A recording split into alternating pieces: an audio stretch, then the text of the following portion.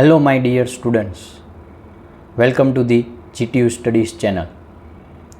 આ વિડિયો ખાસ diploma two degree admission જે લેવા જઈ રહ્યા છે 2026ની વાત કરીએ તો એના માટે રાઉન્ડ 1 જેની ડેટ સ્ટાર્ટ થઈ ગઈ છે ચોઇસ ફિલિંગની. હજી ચોઇસ ફિલિંગ હમણાં સુધી તો નહોતું થતું પણ થઈ જશે. એની જે લાસ્ટ ડેટ છે એ પહેલાં ચોઇસ ફિલિંગ કરી દેવાની છે. પણ એના માટે ખાસ ઇમ્પોર્ટન્ટ આ વિડીયો શેર કરવા જઈ રહ્યો છું. તમને ભલે મોક રાઉન્ડમાં જોઈતી હોય કોલેજમાં એડમિશન મળી ગયું હોય, કદાચ જોઈતી હોય કોલેજમાં નથી મળ્યું કે ક્યાંય મળ્યું જ ન હોય તો પણ આ વિડીયો ખાસ જોજો. તમારા માટે છે. તમે રાઉન્ડ 1ની અંદર જો થોડીક ભૂલ કરો છો તો થોડો ઘણો નહીં જાજો પસ્તાવો થશે. એટલે ખાસ આ વિડીયો જોઈ અને હવે રાઉન્ડ 1માં ચોઈસ કેમ નાખવી એના માટે ખાસ પરફેક્ટ માહિતી તમને આપવા જઈ રહ્યો છું. વાત કરીએ તો પહેલાં એવા સ્ટુડન્ટ્સ કે જેને જે કોલેજમાં એડમિશન જોતું હોય એમાં તમને મળી ગયું હોય મોક રાઉન્ડનું. હવે મોક રાઉન્ડ છે એ પ્રેક્ટિસ રાઉન્ડ છે. એટલે કે તમે એમાં પ્રેક્ટિસ કરી લીધી કે કઈ રીતે ચોઇસ ફિલિંગ થાય છે અને રિઝલ્ટ કઈ રીતે આવે છે અને લગભગ કેટલા મેરિટે એ કઈ કોલેજમાં એડમિશન અટકે એમ છે એનું એક મોક રાઉન્ડનું એનાલિસિસ પણ મેં મારા દરેક સ્ટુડન્ટ્સને શેર કર્યું છે. જો તમારા સુધી નથી પહોંચ્યું તો તમે વોટ્સએપમાં ઇન્સ્ટાગ્રામમાં મેસેજ કરી અને એ મગાવી શકો છો. એમાં તમે એનાલિસિસ કરજો. એટલે એમાં લખેલું આપ્યું જ છે કે કઈ કોલેજમાં કઈ બ્રાન્ચમાં લાસ્ટ કેટલા રેન્કે એડમિશન અટક્યું છે. જો તમને તમારી જોઈતી હોય એવી કોલેજમાં એડમિશન મળી ગયું છે તો તમારે એ રેન્ક સાથે કમ્પેર તો એકવાર કરવું જ જોઈએ કે તમારો રેન્ક જે છે અને તમને જે કોલેજમાં જે બ્રાન્ચમાં એડમિશન મળ્યું છે એનું જે લાસ્ટ રેન્ક છે કે ક્યાં એડમિશન અટક્યું છે એ બહુ નજીક હોય તો હજી તમને જે કોલેજમાં એડમિશન જે બ્રાન્ચમાં મળ્યું છે એ થોડુંક રાઉન્ડ 1માં રિસ્ક ઉપર છે. કદાચ એ કોલેજમાં એ બ્રાન્ચમાં આ વખતે રાઉન્ડ 1માં ન પણ મળે. એટલે તમારે એવી કોલેજ પણ વિચારી રાખવાની છે કે તમારે જે જોઈતી કોલેજ છે એમાં નથી મળ્યું સપોઝ તો પછી એની પછી કઈ કોલેજમાં આપણે લેવાની ઈચ્છા છે. તો એના પછીની જે કોલેજ છે જેનું મેરિટ મેં તમને કીધું એ એનાલિસિસમાં તમને જે કોલેજમાં મળ્યું છે એની કરતાં નીચું ગયેલું છે તો તમને ત્યાં 100% મળી જવાનું છે. હા, એવી પણ કોલેજો નાખી શકો છો જેમ કે LD છે, MS છે, VGE છે, DDU છે, BVM છે, એ સિવાય છે એક બે. એ બધી તમે ઉપર નાખી શકો છો. તમને ખબર છે ત્યાં એડમિશન મળવાના ચાન્સીસ છે જ નહીં, છતાંય નાખવાની ચોઇસીસ નાખવાની કોઈ લિમિટ છે નહીં. કદાચ એમાં મળી જાય છે કોઈ લાસ્ટ જે પણ કોલેજ આપણને લાગે છે કે નથી મળતું જેમાં આપણે મેરિટમાં થોડા ઘણા નજીક છીએ અને મળી ગઈ તો સારી જ વાત છે. પણ તમે ડિસાઇડ જ હોય કે ભાઈ આટલી જ કોલેજમાં એપ્લાય કરવું છે ને એમાં મળે એમ છે તો કાંઈ વાંધો નથી.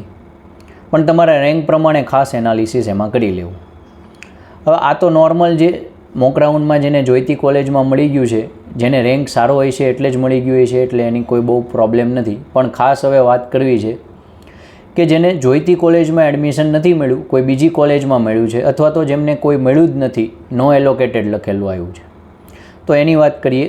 સૌપ્રથમ કે જેને જોઈતી કોલેજમાં નથી મળ્યું પણ બીજી કોઈ કોલેજ એમણે નાખી હતી, નથી લેવું છતાંય એમાં સિક્વન્સમાં એપ્લાય કર્યું હતું એટલે એમને ત્યાં મળી ગયું છે પણ હવે એની ઈચ્છા નથી અથવા તો ત્યાં નથી નાખવું. તો રાઉન્ડ 1માં શું ધ્યાન રાખવું? તો સારી જેટલી કોલેજીસ છે તમારી દ્રષ્ટિએ ગવર્મેન્ટની, પ્રાઇવેટની પણ હોઈ શકે તો એ પહેલાં તમે નાખો જ, કોઈ પ્રોબ્લેમ નથી. તમારો રેન્ક ભલે નીચો હોય. પછી તમે એવી કોલેજ જુઓ કે તમારી હોમ ટાઉનમાં છે, ગવર્મેન્ટ કોલેજ છે, કોઈ સારી પ્રાઇવેટ કોલેજ છે તો એને પ્રિફરન્સ આપો. જો તમને એનાલિસિસ ઉપરથી ખબર પડી કે ત્યાં તમારે મળવાના ચાન્સીસ હોઈ શકે થોડાક, તો આપણે આ એપ્લાય કર્યું પણ નથી મળતું ત્યાં, આપણે પોઝિટિવ રહેવાનું જ છે પણ નેગેટિવ એવું નથી વિચારવાનું કે મને મળશે જ તે નહીં મળે તો કાંઈ નહીં, એમ નહીં. આપણે એ પણ સાથે સાથે વિચારવાનું છે કે એડમિશન ત્યાં નથી મળતું તો નેક્સ્ટ હવે કઈ કોલેજ આપણે એપ્લાય કરવી જોઈએ. જો તમારે ડિગ્રી કરવાનું કન્ફર્મ જ હોય કે મને જોઈતી કોલેજમાં નથી મળતું તો મારે ક્યાંક બીજે તો ડિગ્રી સ્ટાર્ટ કરવું જ છે તો એવી કઈ કોલેજ છે ખાસ જેને એડમિશન મોક રાઉન્ડમાં નથી મળ્યું અને ખાસ જેને મળ્યું છે પણ જોઈતી કોલેજમાં નથી મળ્યું એને હવે ખાસ શું કરવાનું છે એ ધ્યાન રાખજો. હવે એવું લિસ્ટ બનાવવાનું છે કે તમારી જોઈતી કોલેજનું લિસ્ટ પૂરું થઈ ગયું, હવે તમારે બીજે ક્યાંય ઈચ્છા નથી પણ છતાંય એવું નથી કે એની સિવાયની કોલેજ છે એ બધી ખરાબ છે. એવી પણ ઘણી બધી કોલેજ છે કે જે તમારા ઘરથી દૂર છે એટલે તમે કદાચ ઈચ્છતા નથી અથવા તો થોડીક ફી વધારે છે એટલે ઈચ્છતા નથી પણ તમને મેં કીધું એ કોલેજમાં એડમિશન મળતું જ નથી, તો તમારે ડિગ્રી કરવું જ છે, તો ઓપ્શન નથી, તો પછી તમારે એ ઓપ્શન ઊભો કરવો પડશે. એટલે કે એવી કોલેજનું લિસ્ટ બનાવો કે જેમાં તમને કોલેજમાં એડમિશન મળે એમ છે. જેમ કે મેં કીધું એમ એનાલિસિસ મેં મોકલ્યું છે, એમાં તમે જોઈ શકો છો. તમને હજી એમાંથી જોઈને આઈડિયા ન આવતો હોય તો તમે ભાવનગરમાં હો તો રૂબરૂ મળી શકો છો, અને બહાર હો તો તમે મેસેજ થ્રુ અથવા કોલ થ્રુ તમે પૂછી શકો છો. હું તમને બધી જ રીતે પરફેક્ટ જેટલી પણ માહિતી અપાતી છે એ આપીશ.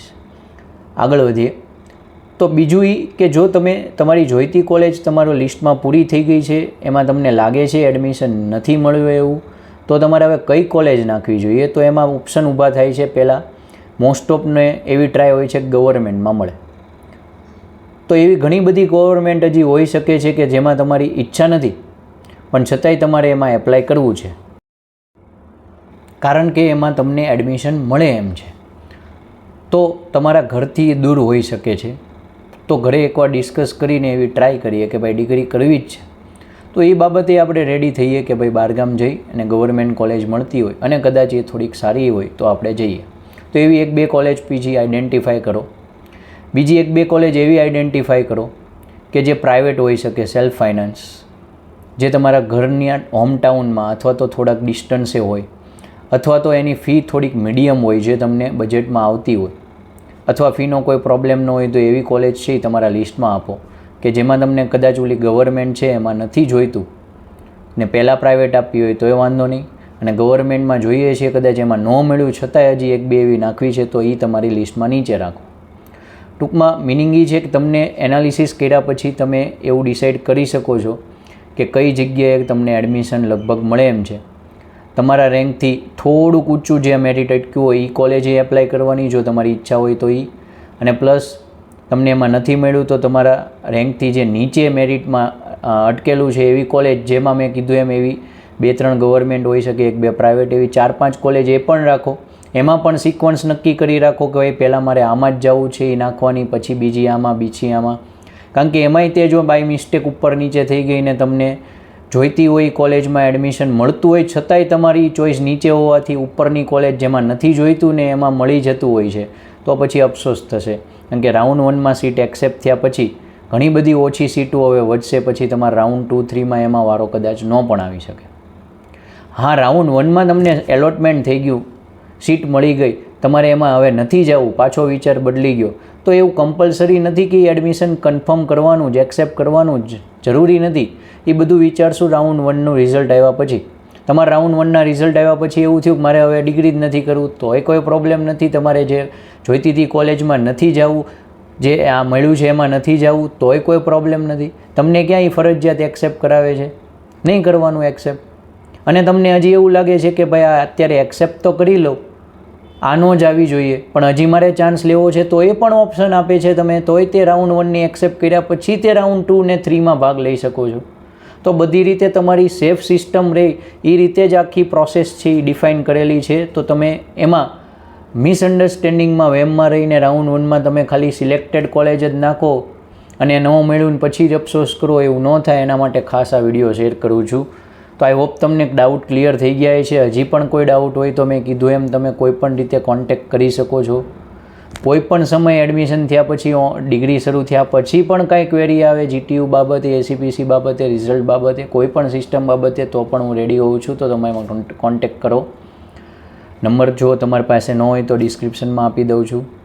અને ખાસ તમને આ વિડીયો જો ખબર પડી હોય કે મારા ડાઉટ ઘણા બધા શેર થયા આમાં, તો બીજાને પણ શેર કરજો, એમને પણ મોકલજો, એમને પણ હેલ્પ થાય. ખાસ GTU studies YouTube channel subscribe કરો, ઇન્સ્ટાગ્રામ પેજને પણ ફોલો કરો, અને વિડીયો જોવા બદલ થેન્ક યુ.